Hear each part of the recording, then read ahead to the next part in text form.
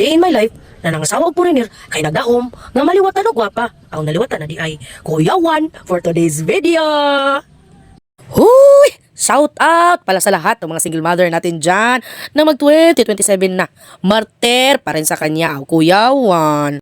Ayan nga, at for today's video nga mga kamamshi ko ay samahan ninyo ako. Oo, ako. Hindi siya. Kuya Juan. Ayan, at magloloto nga ako dito ng, ano ba to? Maskara ng baboy o kalahating ulo ng baboy o 1/4 sa ulo ng baboy. Kuya Juan, no? Magluto pala ako nito ngayon mga mamshi at para ma-high blood tayo lalo sa kanya. Chares! Yung makolesterol na yung niloloto mo, tapos pinaliguan at pinalangoy mo pa siya sa mantika. Yun ang sinasabing good luck BP talaga tayo nito later. Chares! Kuya Juan, okay lang yan. Kasi hindi naman ako high blood. Kuya Juan, tag high blood, ugay kwarta. Chares. At ngayon mga maring, na problema nga ako kung paano ko to ubusin. Dahil wala siya ako lang. Kuya Juan!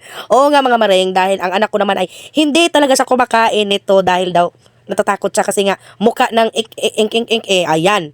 'Di ba? Kaya napabili ako ng chicken para sa kanya. Tsada, 'di ba? Sarap buhay, chicken lang. Katulad ng pagpapasarap ng ex mo ngayon sa bago niya. Kuya Juan! Hayan, at after nga niyang mag-rest ng 1,000,000 taon. 1,000,000 taon. 1,000,000 taon siyang napuya, Chares. Ayan, at ilublob ulit natin siya dyan sa kumukulong mantika ng katotohanan, Chares. Para daw, sikreto daw yan para mag-crispy daw itong ating niluluto mga mamsi. Alam nyo ba, masarap tong pagpulutan.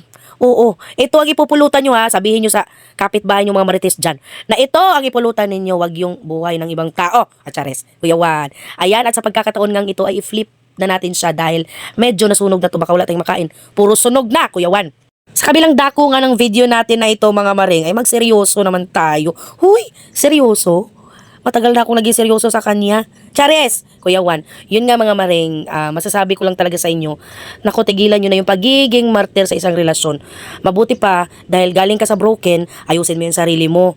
Magtrabaho, maghanap ng pera. Alam mo, totoo talaga yun. Everything will follow. Kapag okay ka na, stable ka na, emotionally at financially, lahat ay mag-follow lang talaga. Kaya wag mo hanapin. Chill ka lang. Katulad ko ngayon, may pangpulutan na. At saka, alak na lang kulang. Chares! Kuya Juan, masasabi ko lang, adja!